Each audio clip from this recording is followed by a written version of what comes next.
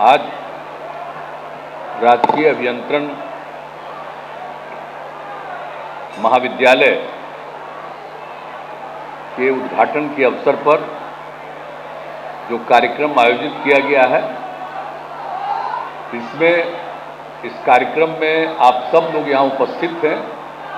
मैं सबसे पहले आप सब लोगों का अभिनंदन करता हूं कि इस कार्यक्रम में आप सब मौजूद हैं और आज इस कार्यक्रम की अध्यक्षता कर रहे हैं आपके माननीय विधायक जो सराय रंजन के आप ही के क्षेत्र के हैं और राज्य सरकार के माननीय वित्त मंत्री जो आज इस कार्यक्रम की अध्यक्षता कर रहे हैं और यहाँ पर उपस्थित हैं माननीय मंत्री राजस्व एवं भूमि सुधार विभाग श्री आलोक कुमार मेहता जी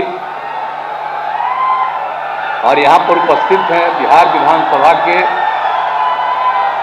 माननीय उपाध्यक्ष श्री महेश्वर हजारी जी, विधायक स्वर्गीय कर्पूरी ठाकुर जी के सुपुत्र और राज्यसभा में माननीय सांसद हमारे मित्र श्री रामनाथ ठाकुर जी और यहाँ पर समस्तीपुर जिले के प्रभारी मंत्री और माननीय मंत्री ग्रामीण विकास विभाग श्री श्रवण कुमार जी, जो भवन का निर्माण कराया गया है महाविद्यालय का भवन निर्माण विभाग के द्वारा, तो बिहार सरकार के भवन निर्माण विभाग के माननीय मंत्री श्री अशोक कुमार चौधरी जी और यहाँ पर जो इंजीनियरिंग कॉलेज की स्थापना की गई है उस विभाग के माननीय मंत्री विज्ञान एवं प्रावैधिकी विभाग के माननीय मंत्री श्री सुमित कुमार सिंह जी और जनाब अख्तरुल इस्लाम शाहीन साहब, माननीय विधायक श्री रणविजय साहू जी, माननीय विधायक श्री वीरेंद्र कुमार जी, विधान परिषद के माननीय सदस्य श्री तरुण चौधरी जी, पूर्व विधायक श्री अशोक कुमार जी, पूर्व विधायिका श्रीमती मंजू कुमारी जी, पूर्व विधायक श्री विद्यासागर निषाद जी, पूर्व विधायक श्री राजकुमार राय जी और यहाँ उपस्थित माननीय पूर्व सांसद श्री अश्वमेघ देवी जी, राष्ट्रीय जनता दल के जिला अध्यक्ष श्री राजेंद्र सहनी जी, कांग्रेस पार्टी के समस्तीपुर जिला के अध्यक्ष जनाब अबू तमीम साहब, हिंदुस्तानी अवाम मोर्चा हम पार्टी के जिलाध्यक्ष श्री केदार चौधरी जी, समस्तीपुर के जिला परिषद की अध्यक्ष श्रीमती खुशबू कुमारी जी, यहाँ पर उपस्थित जिला परिषद की सदस्य श्रीमती अंजना कुमारी जी, जनता दल यू के वरीय नेता श्री दुर्गेश राय जी, मंच पर उपस्थित सभी सम्मानित नेतागण, सभी जनप्रतिनिधिगण, मेरे प्रिय साथियों और यहाँ पर अपर मुख्य सचिव वित्त विभाग के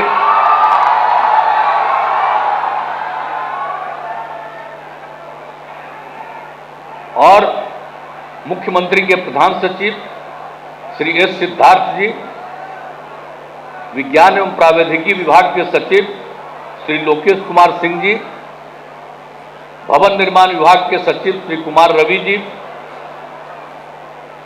दरभंगा के आयुक्त श्री मनीष कुमार जी, पुलिस महानिरीक्षक श्री ललन मोहन प्रसाद जी, समस्तीपुर के डीएम श्री योगेंद्र सिंह जी, समस्तीपुर के पुलिस अधीक्षक श्री हृदयकांत जी और इस सभा में उपस्थित राजकीय अभियंत्रण महाविद्यालय के शिक्षकगण, छात्र एवं छात्राएं, प्रिंट एवं इलेक्ट्रॉनिक मीडिया के सभी पत्रकार मित्रों, छायाकार बंधुओं और इस कार्यक्रम में उपस्थित बहनों एवं भाइयों, आज मुझे खुशी है कि आज मुझको फिर यहाँ इंजीनियरिंग कॉलेज के उद्घाटन के अवसर पर यहाँ आने का मौका मिला। और अभी तो इसके बारे में सब बातें बता दी गई है। अब आप जानते ही हैं कि हम लोगों ने तो तय किया था कई तरह से, जितने कॉलेज में इंजीनियरिंग कॉलेज बचे हुए थे तो हम लोगों ने 15 में 7 निश्चय में ये तय किया और जिसको 16 से लागू किया कि हर जिले में इंजीनियरिंग कॉलेज बनना चाहिए। और उसी सिलसिले में यहाँ के जमीन की खोज बहुत दिनों से हो रही थी, लेकिन भाई आज अध्यक्षता कर रहे हैं विजय बाबू, तो ही तो इस जगह को खोजे हैं। आखिरकार मेडिकल कॉलेज के लिए भी जगह खोजा गया और यहीं पर इंजीनियरिंग कॉलेज के लिए भी खोजा गया। तो ये जो दिए लोग जमीन, इसके लिए तो मैं उनका अभिनंदन करता हूं। और हम तो आए हुए थे देखने के लिए ये, और जो पता चला था उस समय कि लगभग 100 एकड़ जमीन है और उन्हीं से अनुरोध किया गया। तो यहाँ पर जो दोनों मेडिकल कॉलेज का भी निर्माण हो रहा है, आपको बता ही रहे, अगले साल वो भी तैयार ही हो जाएगा और इंजीनियरिंग कॉलेज के लिए भी यहीं पर वो जगह मिल गई। बहुत खुशी की बात है। और अब तो हम लोग, आप जान लीजिए कि चारों तरफ से ये काम कर रहे हैं कि अब पूरे तौर पर हर जगह, अब आप समझिए ये कि अब इस कॉलेज में 646 छात्र छात्राएं अध्ययनरत हैं और 2022-23 के लिए भी नामांकन प्रक्रिया जारी है। तो ये सब काम तो हो रहा है। और यहाँ में इस इंजीनियरिंग कॉलेज के नाम पर जिन लोगों का एडमिशन किया गया था उनको तो पढ़ाया जा रहा था मुजफ्फरपुर में इंस्टीट्यूट ऑफ टेक्नोलॉजी में। अब तो यहाँ हो गया, सब के सब लोग यहाँ आ जाएंगे पढ़ने के लिए और पढ़ाने के लिए, और हर प्रकार की सुविधा हमने जाकर के देख दिया है। सभी लड़के लड़कियों के रहने का इंतजाम है। सभी जो शिक्षक और दूसरे यहाँ पर काम करने वाले जो लोग होंगे उनके लिए भी आवास का निर्माण कर दिया गया है।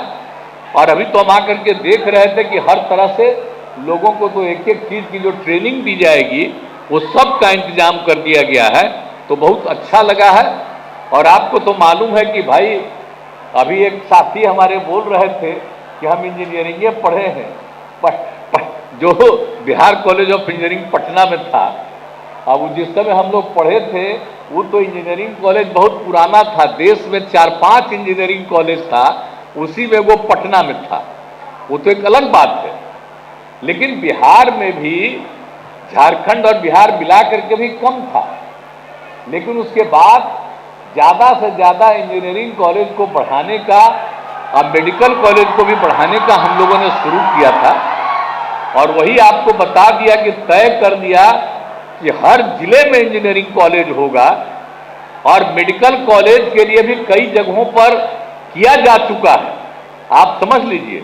अब उसके बाद तो अभी हाल में हम लोगों ने सोचा है कि अब यहाँ तो खैर मेडिकल कॉलेज बन ही रहा है, लेकिन हम लोगों ने यह भी सोचा है आगे कि मेडिकल कॉलेज भी हर जिले में बनवा देंगे, ताकि लोगों को, बच्चे बच्चियों को, सब लोगों को पढ़ने में सुविधा हो।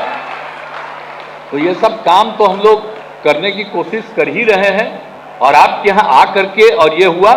अब जो सबसे बड़ी चीज है कि उसके साथ साथ आप जानते हैं कि पॉलिटेक्निक संस्थानों की भी स्थापना की जा रही है।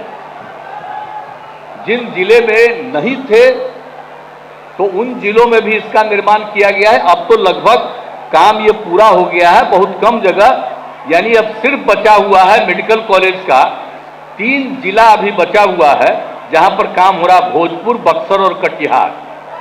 और उसी तरह से पॉलिटेक्निक संस्थान के भी भोजपुर, अरवल और जहानाबाद में ये काम है, अभी चल रहा है, ये भी हो जाएगा। तो एक एक तरह से हर प्रकार से ये सब काम किया गया है। तो पूरे तौर पर, और आप जान रहे हैं कि हम लोगों ने तो अगले चीजों का काम किया है, हर तरह से सब काम किया गया है। और आप समझ लीजिए कि सभी राजकीय अभियंत्रण महाविद्यालय और पॉलिटेक्निक संस्थान में बालक बालिका के छात्रावास की भी व्यवस्था की गई है। यहाँ के बारे में तो बता ही दिया, सभी जगह व्यवस्था की गई है ताकि किसी को कोई दिक्कत न हो, सब लोग रह सकें। तो ये सब काम तो हम लोग कर ही रहे हैं। और जितने भी इसके लिए आधुनिक मशीनों की जरूरत है और सब चीजों का ट्रेनिंग जो हमने शुरू में ही कह दिया, उसके लिए सब कुछ किया जा रहा है। तो ये सब एक एक काम कराया जा रहा है। और एक बात और जान लीजिए, कल ही कैबिनेट था 13 अक्टूबर को ही, और आपके ही जिले में समस्तीपुर में ही प्रखंड कल्याणपुर एवं उजियापुर में आप समझ लीजिए 720 आसन वाले डॉक्टर भीमराव अंबेडकर आवासीय उच्च विद्यालय के भवन का निर्माण किया जा रहा है। आप ये समझ लीजिए। तो आप समझ ही रहे हैं कि सभी प्रकार से जितने भी अनुसूचित जाति के लोग, उन सब लोगों के हित में भी सारा काम किया जाता है? सही ठीक बोल ही रहे। तो ये अच्छी बात है। और कल भी आप समझ लीजिए 2 जगह के लिए हम लोगों ने निर्णय ले लिया। तो इस तरह से, और अब कितना होगा उसमें पढ़ने का इंतजाम, रहने का इंतजाम, हर तरह से ये सारा काम का व्यवस्था किया जा रहा है। तो ये सब काम तो हम लोग कर ही रहे हैं। और सभी तरह से ये जितने भी आवासीय विद्यालय की बात हमने कर दी, तो इस सब पर कम से कम निर्माण पर लगभग 46 करोड़ रुपया से भी थोड़ा ज्यादा की जरूरत पड़ती है, वो सब किया जा रहा है। तो हम लोगों की तरफ से तो पूरे तौर पर ये सब काम किया ही जा रहा है। और जितने हमारे हर तरह के लोग हैं, जो पहले ही था, जो आपको बता दिया कि बहुत कम था, अब इसमें सब जगह पर कर दिया गया। अब आप समझ लीजिए कि जितना ज्यादा संभव है उतना ज्यादा सारा काम। अब आप एक चीज और, हम लोगों ने अब जितना इंजीनियरिंग कॉलेज और मेडिकल कॉलेज हम लोग बना रहे हैं, तो इंजीनियरिंग यूनिवर्सिटी भी कॉलेज का और मेडिकल यूनिवर्सिटी भी हम लोगों ने उसका निर्माण कर दिया। और एक बात जान लीजिए, इसके साथ साथ भी तय कर दिया, हर एक इंजीनियरिंग कॉलेज में, हर एक मेडिकल कॉलेज में कम से कम 1/3 लड़कियों के लिए आरक्षित रहेगा, तो उसमें लड़कियां भी पढ़ेंगी। तो आप तो जानते रहे कि हम तो लड़कियों के और महिलाओं के उत्थान के लिए जो काम किया,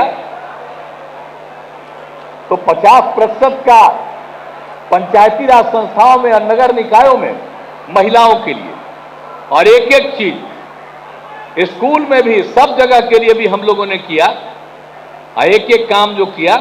फिर जीविका समूह का गठन किया, किस तरह से सब तरह से महिलाओं को आगे बढ़ाने के लिए हम लोगों ने काम किया है। और लड़कियां कितनी कम पढ़ती थी, तो लड़कियों के पढ़ने के लिए जो हम लोगों ने शुरू से इंतजाम करवाया कि लड़कियां पढ़ेगी तो ये बहुत अच्छा लगेगा। और उनके लिए हम लोगों ने पोशाक योजना और साइकिल योजना की शुरुआत करा दी थी 7-8 में। और उसके बाद देखिए, पटना शहर में भी साइकिल चलाते हुए लड़की नहीं दिखती थी, और जब साइकिल योजना हुआ तो लड़कियां साइकिल चला करके कितना चलने लगी।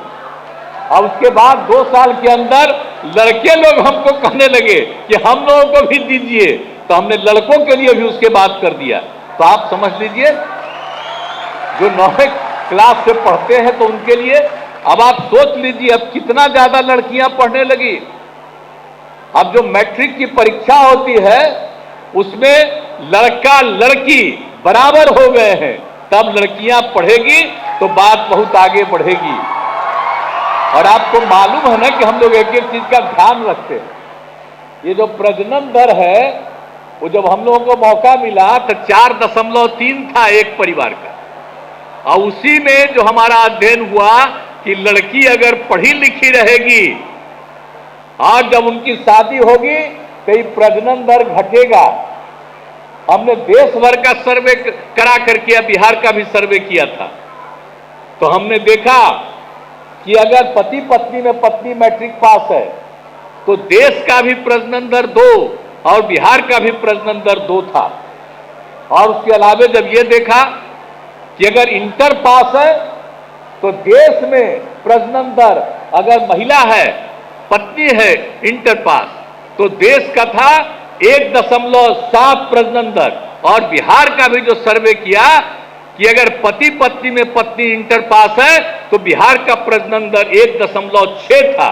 तो उसी समय हमने तय किया कि हर पंचायत में 10+2 तक की पढ़ाई के लिए हम लोग काम करेंगे ताकि जो प्रजनन दर है वो घटे। अब मालूम है जो लड़कियां पढ़ने लगी हैं, अब उसके बाद अब प्रजनन दर घट करके 4.3 से 2.9 पर आ गया है और कुछ ही साल में 2 पर पहुंच जाएंगे। तो ये बिना मतलब की आबादी जो बढ़ती है, आप देखते हैं हमारा क्षेत्रफल कितना कम है। जो बिहार राज्य है क्षेत्र के हिसाब से देश में 12वें नंबर पर और आबादी के हिसाब से बिहार तीसरे नंबर पर है, दूसरे नंबर पर पहुंच रहा है लगभग। तो आप समझ लीजिए कितना कम एरिया, आबादी बढ़ती जा रही है, कितनी कठिनाइयां हो रही हैं लोगों के रहने के लिए भी, और कितना जगह जो खेत है वो भी कम करना पड़ रहा है। तो सारी स्थिति जो हो, तो इसलिए इसके लिए बहुत आवश्यक है कि लड़कियां पढ़ेगी तो स्वाभाविक तौर पर उसकी शादी होगी, वो एक एक बात समझेगी। लड़का को समझ में कम आता है, लड़की को समझ में ज्यादा आता है, इस बात को जान लीजिए। और इसीलिए हम लोग तो इसके लिए कितना काम करते रहते हैं। तो हम लोग तो सबके लिए किए, जो भी काम करते थे कितना ज्यादा वो प्रेम करते थे, इज्जत करते थे एक एक चीज को काम। और उसके अलावे जो प्रधानमंत्री बने थे, जो आडवाणी जी, ये सब लोगों का, ये सब लोग इतना ढंग से काम करते थे। और उसके अलावे इन्हीं लोगों के पटिया मुरली मनोहर जोशी जी, आपको मालूम है ना, अभी जो हम इंजीनियरिंग कॉलेज में पढ़े थे, पटना इंजीनियरिंग कॉलेज में, तो हम जब केंद्र में थे तो हमने इन लोगों को कहा था कि बिहार झारखंड एक था, तो एक कॉलेज को तो इन लोगों ने बना दिया था नेशनल इंस्टीट्यूट। और हमने कहा कि सोच लीजिए ये पटना का जो इंजीनियरिंग कॉलेज है वो सबसे पुराना है इस देश में, 4-5 ही था तब का था, लेकिन उसको आप नहीं बनाए। तो उसके बाद उन्होंने तत्काल मुरली मनोहर जोशी साहब ने मेरी बात को माना और पटना में बन गया। आप समझ लीजिए ये कितनी बड़ी बात है, national institute of technology NIT बना। तो आजकल जो लोग हैं वो किसी का सुनते हैं, आप किसी से बात करते हैं, आप किसी राज्य का विकास करते हैं। इनके पहले वाले जो लोग थे वो लोग कितना काम करते थे आपको हमने बता दिया। अटल जी, आडवाणी जी, जोशी जी, ये सब काम करते थे। इनके असली नेता वही थे, पहले अध्यक्ष, दूसरे अध्यक्ष, तीसरे अध्यक्ष सब वही थे। और बाद में जब मौका मिला तो हम काहे के लिए हुए थे, हम तो चाहते थे कि लोग, अब बाद में केस करके ये किया, हमको ये किया, बताइए, तो उनके ऊपर तो कुछ था नहीं लालू जी का। और अब फिर जब हम लोग एक साथ हुए तब फिर केस कर रहा। अब आप समझ लीजिए कि किस तरह का काम करते रहते हैं ये सब लोग। और जो आते हैं आज जानते क्या है, जानते क्या है, अरे जानने वाले जो लोग हैं उन लोगों का हमने नाम दिया और उनकी पार्टी बनी है, उस पार्टी को बनाने वाले ये लोग थे। लेकिन जब दूसरे आज जिस तरह से वो बाकी सबके साथ कर रहे हैं, हम तो अलग हो गए। और आप जान लीजिए जीवन भर हम किसी भी तरह से उन लोगों के साथ फिर नहीं जाएंगे। हम लोग सब जो पुराने समाजवादी हैं एक साथ रहेंगे और बिहार का तो तरक्की करेंगे ही, देश के उत्थान के लिए भी हम लोग मिल करके काम करेंगे। आप सबका सहयोग चाहिए और आज देख करके खुशी हो रही है। भाई पता चला, हमने कहा इंजीनियरिंग कॉलेज जहां बना है वहां पर मिट्टी नहीं, यहाँ तो हुआ कि भाई यहाँ पर जो जगह है, जितने लोग हैं उसमें लोग हो ही नहीं सकते एकोमोडेट। तो आज देख करके कितनी खुशी होती है कि कितनी बड़ी संख्या में आप सब लोग आप आए हुए हैं। तो ये सब चीज का, तो इस सब चीजों का तो हर तरह से आप सब लोगों का जो कुछ भी है, और आज तो हम ये खत्म होगा, इस बार जाएंगे हम मेडिकल कॉलेज वाला भी अब आ गए हैं, अपर मुख्य सचिव भी जो उसको देखेंगे वो भी आ गए हैं, वही देखने के लिए हम जा रहे हैं। एक बार पहले भी कह चुके हैं कि बड़ा तेजी से काम करिए ताकि मेडिकल बन जाए, और अभी कह रहे हैं अगली बार तो जितना जल्दी से जल्दी हो उतना जल्दी मेडिकल कॉलेज बन जाना चाहिए। और उसका उद्घाटन ऐसा नहीं कि अगले साल में बहुत महीना के बाद, बल्कि 3-4 महीना के अंदर कर दीजिएगा ना, समझ लीजिए। तो उसके लिए भी बड़ी खुशी होगी। तो सब तरह से, हर प्रकार से, तो इसलिए आप सब लोगों को अब जो है सामने वाली सड़क के बारे में भी जो बात आई है हमारे सामने, तो इसका भी चौड़ीकरण, सड़क वगैरह का भी करा दिया जाएगा, क्योंकि कई प्रकार से आप जानते ही हैं कि दोनों है और लोगों को आने जाने में और सब तरह से सुविधा हो जाएगी। तो वो सब काम तो हम लोग कराएंगे, जो भी जरूरी है वो सब काम तो आपकी सेवा में हम लोग करेंगे। लेकिन इतना ही हम लोग कहेंगे कि भाई हम लोग लोगों की सेवा करते हैं, अपने लिए कुछ नहीं सोचते हैं। आप लोगों ने मौका दिया है तो आपकी सेवा करना ही हमारा कर्तव्य है, और इसको छोड़ करके हम लोग नहीं कुछ सोच सकते हैं। जो भी सोचेंगे आपकी तरक्की हो, बिहार आगे बढ़े, देश का विकास हो, इसी के लिए हम लोग काम करते रहेंगे। और जो भी संभव है रात दिन हम लोग इसी के बारे में काम करते हैं। और आप सब लोग जब यहाँ इतनी बड़ी संख्या में उपस्थित है, और आप सबका जो समस्तीपुर जिला है इसके प्रति, तो आप सब लोगों के प्रति तो मेरा विशेष लगाव न है जी। आप पिछला बार जो समस्तीपुर में बाढ़ का जो स्थिति हुआ था, कितना बार कितना जगह हम घूमने गए थे, सब जगह देखते हैं, और समस्तीपुर में कितना बार आते रहे। आप समझ लीजिए कि सारी बात जो आपके यहाँ है, तो ये पूरे के पूरे तौर पर समस्तीपुर से तो बहुत लगाव न है जी हम लोगों का। और जननायक कर्पूरी ठाकुर ही शब्दों के साथ आप सब लोग इस कार्यक्रम में आए, और मैं विभाग को धन्यवाद देता हूं कि आप लोगों ने काम कर दिया है। सिर्फ मेरी एक बात मंत्री जी से लेकर के, और दोनों सुन लीजिए मंत्री जी, अरे वो दोनों बतिया रहे हैं आप, अरे आपको भी हम सुना रहे हैं, बैठिए, और यहां पर भी इनको भी सुना रहे हैं। एक बात यही है कि देख लीजिए इंजीनियरिंग कॉलेज हो गया, इसमें जितने टीचर्स की जरूरत है, अन्य लोगों की जरूरत है, आप अभी बोल रहे थे जल्दी से जल्दी सबकी बहाली हो जानी चाहिए ताकि तेजी से काम हो जाए, और लड़के लड़कियों की संख्या और भी इच्छुक रहेगी तो उसकी संख्या भी बढ़ाने के लिए सोच लीजिए। मेरी मेरा एक अनुरोध है, और दूसरा अनुरोध है भवन निर्माण विभाग से, दोनों हैं, सेक्रेटरी साहब भी हैं और मंत्री जी भी हैं। एक बात जान लीजिए, बिल्डिंग का पूरे तौर पर मेंटेनेंस हमेशा रखिएगा, थोड़ी भी गंदगी नहीं आए, पूरे तौर पर मेंटेनेंस हो। लड़का लड़की जो पढ़े रहती है, कहीं भी कोई गंदगी नहीं होनी चाहिए, कहीं भी कोई दुर्गंध नहीं होना चाहिए, पूरे तौर पर रोज साफ सफाई होना चाहिए। और बैठे हुए हैं सेक्रेटरी साहब, आपके इंजीनियर लोग भी बैठे हुए हैं, मेरा बतवा जरा मान लिया कीजिएगा।